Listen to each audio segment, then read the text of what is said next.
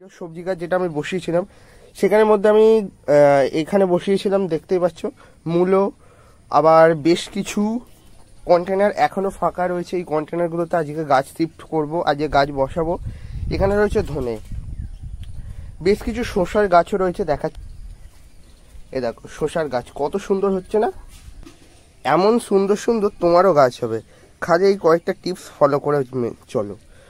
তো প্রথমতই মাটি নিয়ে একটা কথাও তোমাদের বলার, এই যে মাটি আমি বানিয়েছি, এই মাটিটা একদমই ঝুরঝুরে। তোমরা যেটা দেখে বুঝতে পারছো যে মাটিটা পুরোপুরি ঝুরঝুরে, কিন্তু এই ঝুরঝুরে মাটি করার পেছনে অনেক সিক্রেট টিপস কাজ করছে। দেখো জাস্ট এই মাটিটায় শুধুমাত্র বীজ বসাবো বলে আর সবজি গাছ করবো বলে জাস্ট মাটিটাকে এরকম বানানো হয়েছে। তোমাদের মনে এখন প্রশ্ন জাগছে, মাটিটা কি দিয়ে বানিয়েছো দাদা? নিশ্চয়ই এটাই ভাবছো না? হ্যাঁ, মাটিটা সবাই ভাববে, কারণ মাটি যদি আমরা যতটা ভালো করব তত ভালো গাছ হবে। মাটিটা আমার বানানোর পেছনে মূল যে সমস্ত জিনিসগুলো রয়েছে সেগুলো তোমাদের স্ক্রিনে একে একে ভেসে আসছে, তোমরা দেখে নাও। আমি বলেও দিচ্ছি, মাটিতে প্রধানত আমি প্রয়োগ করেছি কোকোপিট নিয়েছি 30%, গোবর সার নিয়েছি 30%, 30%, বাকি নিয়েছি নর্মাল বাগানের মাটি, একদম মানে যেগুলো দানাদার মাটি বলা চলে, জমি থেকে তুলে আনা সেই মাটি।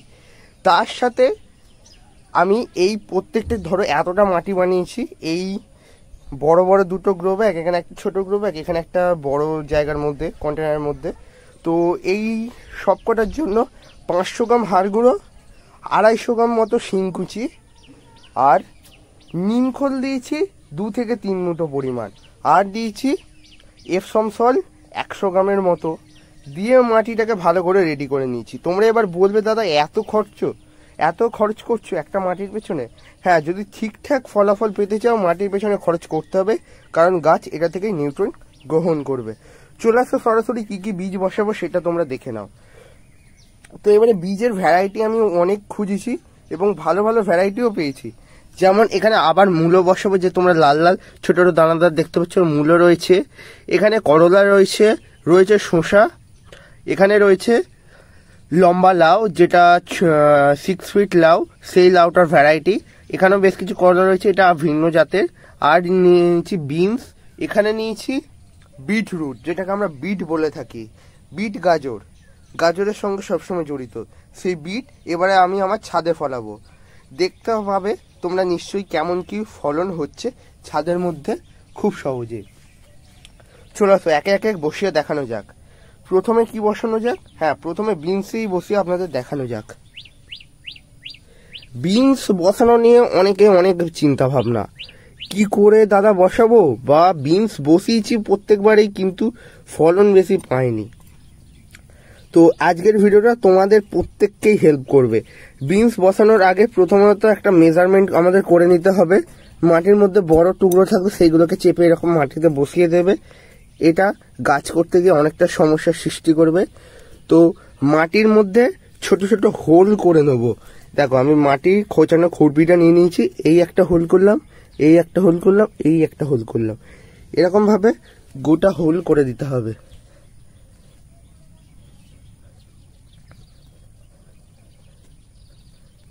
আমাদের কাজ কমপ্লিট। এরপর এবার আমাদের বিনস গুলোকে বসাতে হবে। বিনসের বীজগুলো তোমরা দেখতে পাচ্ছ কতটা সুন্দর, কতটা দারুণ ভাবে বিনসের বীজগুলো হয়েছে ফুলে একদম। আর প্রত্যেকটা বীজই ফুললি ম্যাচিওর, আর এইগুলো থেকে সহজেই আমরা বিনস গাছ করতে পারবো, আর প্রচুর পরিমাণ বিনসও আমরা পেয়ে যাব। প্রত্যেকটা হোলের মধ্যে একটা করে বিনসের এই বীজ আমরা দিয়ে দেবো। আর বেশি দূরত্ব বলতে 2 ইঞ্চি মানে হাফ আঙুল মতো গ্যাপ রাখবে তোমরা, খুব বেশি গ্যাপ রাখার দরকার নেই। আর বিনসগুলো যখন একটু বড় হবে তখন তোমাদের আবার একটা ভিডিওর মাধ্যমে দেখিয়ে দেবো কি পরিচর্যা নিতে হবে, কারণ বিনসের পরিচর্যার তো শেষ নেই। বিনস গাছ করছো, পরিচর্যা তো অনেকই নিতে লাগবে। আর সহজে বিনস ছাদের মধ্যে করার প্রথম পদ্ধতি হচ্ছে এইটাই। চলো এরপর আমাদের প্রত্যেকটা বীজ বসানো কমপ্লিট, মাটি দিয়ে জাস্ট ঢেকে দিলেই আমাদের কাজ হয়ে যাবে। মাটি দিয়ে ঢেকে দেবো এরপর বিনসগুলোকে। তো এখানে যে মাটিটা আমি ইউজ করব তার মধ্যে প্রচুর পরিমাণে কোকোপিট ইউজ করছি, মানে 50% কোকোপিট বলা চলে। আর বাদ বাকি নিয়েছি নর্মাল গার্ডেন সয়েল, আর কিছুটা পরিমাণ নিয়েছি এতে ভার্মি কম্পোস্ট।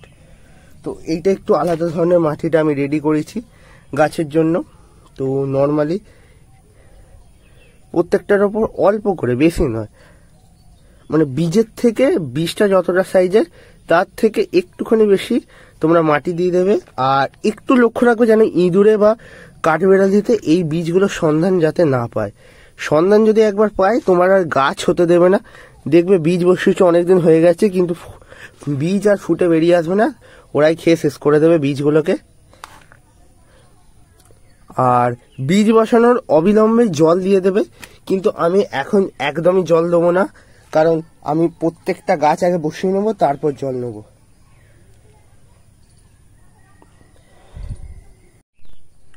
এরপর বসাবো বিটরুট। বিটরুট অনেকেই বসানো কোনোদিনও দেখোনি, বা বিটরুট প্রত্যেকেই ভাবো যে ওই গাছের শিকড় থেকে, মানে যেটা আমরা ফলটা খাই, মানে বিটটা খাই, সেই বিটের গোড়াটা থেকেই হয়, কিন্তু একদমই নয়। বিটের বীজগুলো এইরকম হয়, দেখে নাও তোমরা, এইরকম পালংয়ের বীজের মতো বিটের বীজ হয়। আর বিটের বীজগুলো একটু কস্টলি দাম নেয়।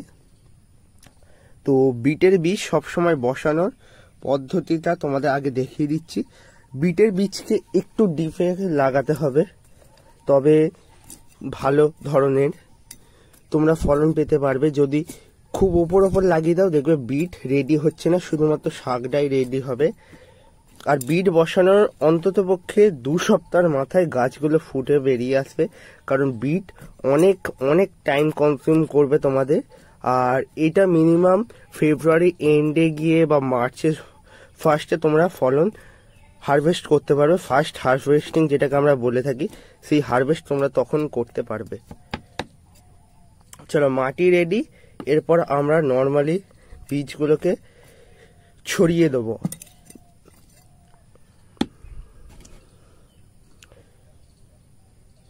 একটা একটা করে দিতে পারলে অনেক ভালো, কিন্তু একটা একটা করে বীজ আমাদের পক্ষে ছড়ানো সম্ভবই নয়, অত ধৈর্য নেই। কিন্তু তবুও একটু ডিস্টেন্স করে ছড়িয়ে দেবো, পরে এখান থেকে তুলে আবার অন্য কোথাও শিফট করে দিতেই হবে আমাকে, কারণ একসাথে অনেক বিট কোনোদিনই সম্ভব নয় ভালো মতো। মোটামুটি যতটা ডিস্টেন্সে ছড়ানোর যায় ছড়িয়ে দিচ্ছি বিটগুলো প্রত্যেকটা। আর বিট তোমরা যদি একটা একটা করে গ্রো ব্যাগে লাগাও, একটা বীজ একটা গ্রো ব্যাগে, অনেক অনেক ভালো তোমরা রেজাল্ট পাবে এবং খুব বড় সাইজের বিট তোমরা পেয়ে যাবে। আর বিটের বীজ তোমরা অনলাইন যে কোনো প্ল্যাটফর্ম থেকে পারচেস করতে পারো। আমার এগুলো মানে লোকাল নার্সারি থেকে পারচেস করা, তাই আমি অনলাইনের কথা তোমাদের বলতে পারছি না অনলাইন কোথা থেকে পারচেস যাবে কিনা। অনলাইনের মধ্যে একটা ভালো প্ল্যাটফর্ম রয়েছে organicbazaar.net, তোমরা অনেকেই পরিচিত যারা গার্ডেনিং করো। এখান থেকে আমিও বেশ কিছু জিনিস পারচেস করেছি, তো তোমরা এখান থেকে পারচেস করে নিতে পারো। গুগলে গিয়ে নর্মালি সার্চ মারবো organicbazaar.net, তোমরা সেখান থেকে প্রচুর ভ্যারাইটির বীজ এবং গার্ডেনিং টুলস সমস্ত কিছু পেয়ে যাবে। চলো এরপর মাটি দিয়ে কভার করে দেবো। তো আমি একটা একটা করে বীজ আগে বসিয়ে নিই, তারপর প্রত্যেকটা মাটি দিয়ে কভার করে নেব। এরপর আর বাকি যত বীজ রয়েছে সব বীজগুলো বসিয়ে ফেলবো একে একে। তো এখানে বেসিক্যালি বিনসের বীজ এখনও রয়ে গিয়েছে, বিনসের বীজগুলো পরবর্তী সময় বসাবো আবার। তো করলার বীজগুলো আগে বসিয়ে দেবো। আর তোমরা জানো করলার গাছ সবসময় গ্রুপে বসাবে, কারণ করলার টবেই বেশি পরিমাণে ফলবে, আর বেশি পরিমাণে যদি না ফলে তোমাদের কোনোই লাভ হবে না। আর ভালো ফলন সবসময় নিতে গেলে আমাদের একটু ভালো কোয়ালিটির বীজ চুজ করতে হবে। করলা গাছ সবসময় দেখে থাকবে ভালো যত কোয়ালিটির বীজ হয়েছে সেগুলোতেই ফলন ভালো দেয়। লো কোয়ালিটির বীজ কখনোই করলা গাছ তোমরা বসাতে যাবে না, ভালো ফলন হবে না। আর ভালো ফলন যদি না হয় শুধুমাত্র তোমাদের বৃথা খাটনি যাবে। প্রত্যেকটা হোলের মধ্যে 2টো করে গাছের বীজ দিয়ে দেবো। তো নর্মালিভাবে এই করলার বীজগুলো 5 থেকে 6 দিনের মাথায় ফুটে বেরোবে মাটি থেকে। তোমরা অনেকেই লক্ষ্য করে থাকবে করলার বীজ কিন্তু খুব বেশি টাইম নেয় না, আবার অনেক সময় ওয়েদার লো মানে টেম্পারেচার লো হয়ে গেলে তখন একমাত্র দেরি হয়। তো নর্মালি কমপ্লিট করলার বীজগুলো বসানোর। করলার বীজ নিয়ে একটা কথা তোমাদের বলার, ভ্যারাইটিটা আগে জিজ্ঞেস করে নেবে তোমরা যে ভ্যারাইটিটা করতে চাও, কারণ করলার বিভিন্ন ভ্যারাইটি রয়েছে, যেমন লম্বা করলা, ছোট করলা, একদম ছোট্ট ছোট্ট করলা যেগুলো প্রচুর ফলে, এই ভ্যারাইটিও রয়েছে। কিন্তু আমাদের পছন্দের ভ্যারাইটি আমাদের করতে হবে, তাই সব সময় এই ভ্যারাইটি নিয়ে সচেতন থাকবে। আর ভ্যারাইটি নিয়ে সচেতন না থাকলে তোমাকে দেখবে তোমার বিপরীত, মানে তুমি যে ভ্যারাইটি চাইছো সেটার পরিবর্তে অন্য কোনো ভ্যারাইটি তোমাকে দিয়ে দিতে পারে। তারপর তুমি গাছ বসিয়ে তারপর ভাববে এইরকম কেন ফলন আসছে। এই যে ছোট ছোট আমি প্যাকেটগুলো, যেগুলো ছোট ছোট গ্রো ব্যাগে আমরা গাছ আনি, সেই প্যাকেটগুলো ফেলে না দিয়ে এখন আমি এর মধ্যে বীজ বসিয়ে দেবো। বেসিক্যালি আমি এতে লাউয়ের বীজগুলো বসাবো, কারণ লাউয়ের বীজগুলো পরবর্তী সময় বড় জায়গায় ট্রান্সফার হবে। আর এখন শুধুমাত্র চারাটাকে রেডি করে রেখে দেওয়া। আমার কাছে এখন সিডলিং ট্রে নেই, তাই সিডলিং ট্রেতে বসাতে পারছি না। থাকলে তোমাদের নিশ্চয়ই বসিয়ে দেখাতাম সিডলিং ট্রেতে কীরকমভাবে তোমরা চারা রেডি করবে। আর সিডলিং ট্রেতে সত্যি সত্যি ভালো চারা করা সম্ভব। সেই চারাটা তোমরা ট্রান্সফার করবে, কোনো ধরনের ট্রান্সফার স্টকে যাবে না। ইভেনলি সিডলিং ট্রেতে চারা করলে পুরো একদম নার্সারির মতো চারা রেডি হবে। আর সত্যি সিডলিং ট্রেতে দারুণ গাছ হয়। আমি একবার দুবার দেখেছি ট্রাই করে, খুব ভালো গাছ হয়। আর সিডলিং ট্রে আমাদের লোকালিটিতে একদমই পাওয়া যায় না, তাই তোমাদের বসিয়ে আর দেখাতে পারলাম না। গার্লফ স্ট্রিট গেছিলাম, কিন্তু সেখানে ওভার প্রাইস বলেছে আমার মনে হয়েছে, তাই সেখান থেকেও নিয়ে আসা হয়নি। তোমরা যদি সিডলিং ট্রে জোগাড় করতে পারো অবশ্যই সিডলিং ট্রেতে গাছ বসাবে। আর কয়েকটা দানা রয়েছে, সেই দানাগুলো আমি এই বড় গ্রো ব্যাগটার মধ্যে বসাবো। এটা একটা 14 ইঞ্চির মাপের গ্রো ব্যাগটা দেখে নাও। এটার মধ্যে অনায়াসেই লতানো যে কোনো সবজি করা সম্ভব। আর লতানো সবজি করলে অবশ্যই ক্রিপার নেটের ব্যবস্থা আগে করবে, তারপর লতানো সবজির দিকে যেও।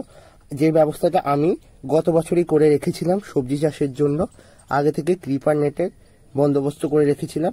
আর ক্রিপার নেটের ব্যবস্থা যদি না করে তোমরা সবজি গাছ করতে যাও, সেক্ষেত্রে অনেক বাধ্যবাধকতার মধ্যে তোমরা পড়বে। দেখতে পাবে গাছ ভালো হচ্ছে, কিন্তু গাছে ফলন তেমন পরিমাণে নেই। আর গাছে যদি ফলন বেশি না হয়, আমাদের সত্যি আর ছাদ বাগানের মধ্যে সবজি করতে ইচ্ছা করবে না, কারণ সবজি গাছের পেছনেও খাটনি নেহাত কম নয়, অন্যান্য গাছগুলোর মতোই খাটনি হয়। একটা বাড়তি পাওনা যে সবজি আমাদের খাবারের কাজে ইউজ করতে পারি সবজি, তাই সেটা সত্যি আলাদাই ভালো লাগে। নিজের ছাদ বাগানে অর্গানিক সবজি আমরা সকলেই খেতে পছন্দ করি।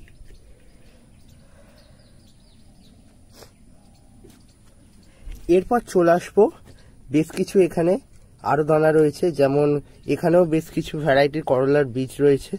তো আমি দুটো ভ্যারাইটির করলার বীজ এনেছিলাম, তোমাদের যেটা প্রথমতই বললাম। আর দুটোই খুবই দারুণভাবে হবে, আর প্রত্যেকটা বীজেই একদম গুড কোয়ালিটি।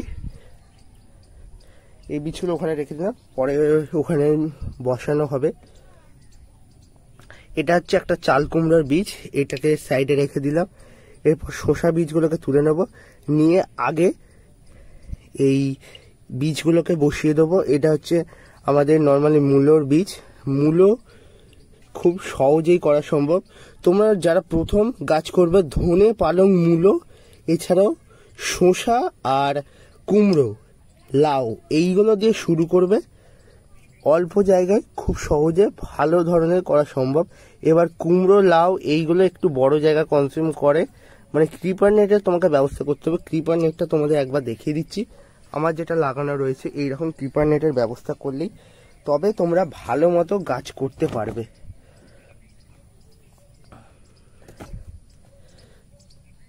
তো এরপর নর্মালি আমি এই মাটিটার মধ্যে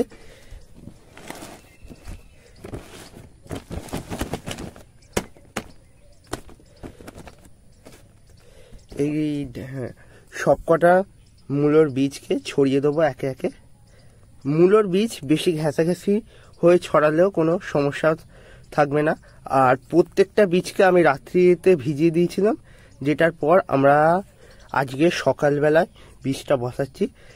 1 থেকে 2 ঘন্টা তোমরা ভিজিয়ে দেবে অন্তত পক্ষে। সব থেকে ভালো হয় যদি রাত্রিরে ভিজিয়ে রাখো, সকালবেলা বসাও। এবার তোমরা বলবে দাদা গাছ তো বসালাম সবই ঠিক আছে, খাবার কি দেবো? খাবার নিয়ে ডিটেল ভিডিও আসবে, কোনো টেনশন করার নেই। তোমাদের যেহেতু বলেছি আমার উপর ভরসা রাখো, নিশ্চয়ই তোমাদের ব্যাক টু ব্যাক ভিডিওর মাধ্যমে সমস্তটাই জানিয়ে দেবো।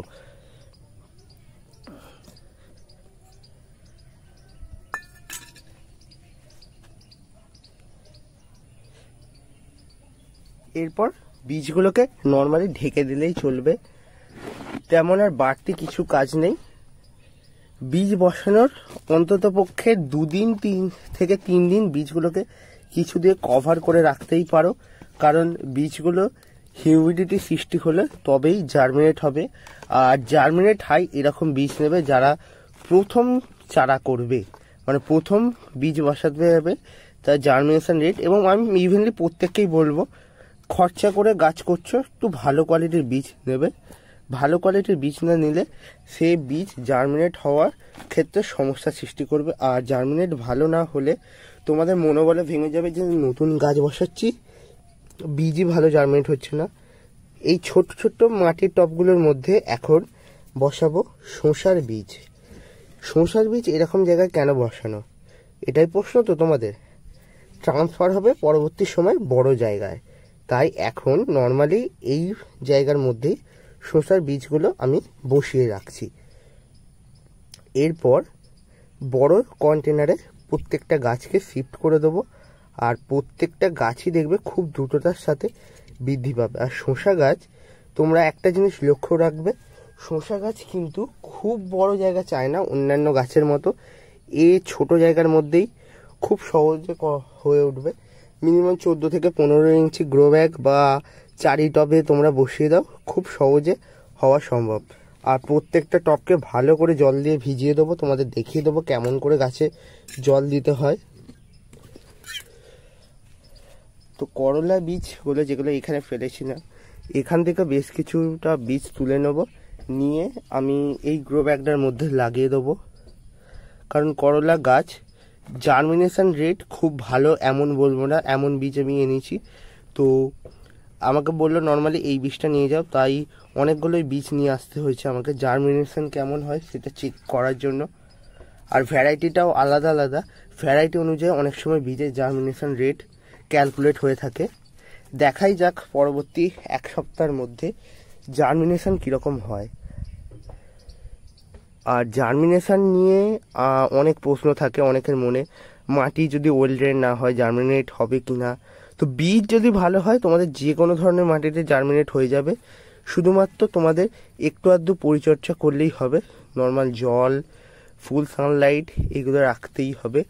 আর ভালো ধরনের গাছ করতে গেলে আমাদের বেসিক্যালি ফুল সানলাইট অবশ্যই দরকার। এই সমস্ত গাছ আমার ছাদ বাগানে এমন জায়গায় রয়েছে যেখানে দিনে অন্তত পক্ষে 6 থেকে 7 ঘন্টা রোদ্দুর এনা পড়বেই। তাই এই বিষয়টা বুঝে তোমরা গাছ করবে, এমন জায়গা বাঁচবে যেখানে তোমাদের দিনে সমস্ত সময়টাই রোদ্দুর থাকে। অনেক খাটাখাটুনির পর এরপর গাছে দেবো জল। সব বীজ বসানো কমপ্লিট। এরপর ভালো করে গাছে জল দিলেই দেখবো 2 থেকে 3 দিনের মধ্যেই অনেক বীজ ফুটে বেরিয়ে আসবে।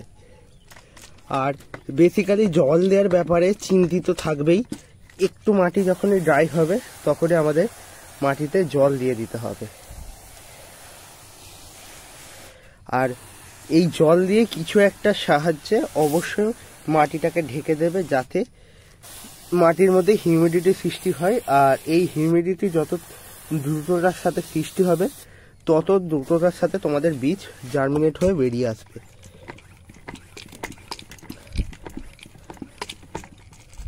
এই হিউমিডিটি অনেক সময় সৃষ্টি হয় না বলেই ভালো জার্মিনেট, হাই জার্মিনেট রেটও ওলা বীজও অনেক সময় জার্মিনেশন ফেল হয়ে যায়। আর সেক্ষেত্রে আমাদেরই দোষ থাকে বেশি। কিন্তু ওয়েদার এখন অনেকই স্টেবল হয়েছে, হঠাৎ বৃষ্টি হঠাৎ রৌদ্র এরকম কোনো সমস্যা নেই। তাই অনায়াসেই বীজ থেকে আমরা এখন যে কোনো ধরনের সবজির চারা, ফুলের চারা আর যে কোনো ধরনের চারাই আমরা এখন বানাতে পারবো। সকাল বিকাল দুবার করে এই বীজগুলোতে জল দেবে। একদমই শুকনো হতে দিলে চলবে না। মাটিকে সবসময় ভিজে একদম ওয়েট মতো রাখতে হবে, যেটাকে আমরা একদম ফুল ভিজে ভিজে ভাব বলি। সেই ভিজে ভাবটা যদি আমরা রাখতে পারি তাহলে 2 থেকে 3 দিন, বেশি নয়, 2 থেকে 3 দিনের মধ্যেই খুব দ্রুততার সাথে চারাগুলি ফুটে বেরিয়ে আসবে। আর যখনই চারাগুলো বেরিয়ে আসবে তারপর আমরা ট্রাইকোডার্মা ভিনিডি বা সাব ফাঙ্গিসাইড গাছগুলোতে স্প্রে করে দেবো। ছোট থেকে কীটনাশক এবং খাবার প্রয়োগ শুরু করতে হবে, যাতে কোনো ধরনের রোগ পোকার উপদ্রব যাতে না লাগে। আমাদের এই শখের গাছগুলির মধ্যে অনেক কষ্ট করে গাছ বসানো, এইগুলো যদি পোকার মাকড়ের হাতে নষ্ট হয়ে যায় সত্যি মন থেকে খারাপ লাগে। আর আমি যে সমস্ত গাছ ছোট ছোট গ্রো ব্যাগে বসিয়েছি সেগুলো পরবর্তী সময়ে বড় জায়গায় ট্রান্সফার হবে। তোমরা এটা ভেবো না যে ছোট জায়গার মধ্যে গাছ খুব দারুণভাবে হবে, তেমনটা কিন্তু নয়। বড় জায়গায় সমস্ত গাছগুলো ট্রান্সফার করা হবে, আর যেগুলো বড় জায়গায় রয়েছে ওগুলো তো বড় জায়গাতেই থাকবে। চলো বন্ধুরা, আজকে ভিডিওটা এখানেই সমাপ্ত করলাম। অনেক লং ভিডিও হলো তোমাদের প্রত্যেকের জন্য। ভিডিওটা এতক্ষণ মন দিয়ে দেখেছো, এটাই সত্যি আমার কাছে বড় পাওনা। তোমরা পরবর্তীকালে ভিডিওগুলোতে এরকমভাবেই অ্যাটেনশন জানাবে, এটাই আমি আশা করি। এবং তোমরা প্রত্যেকেই গাছ করো, তাহলে আমার এই ভিডিও বানানোটা সার্থক হবে। সকলে ভালো থাকবেন। আজ চললাম, আবার নতুন ভিডিও নিয়ে চলে আসবো কিছুদিনের মধ্যেই তোমাদের সকলের কাছে।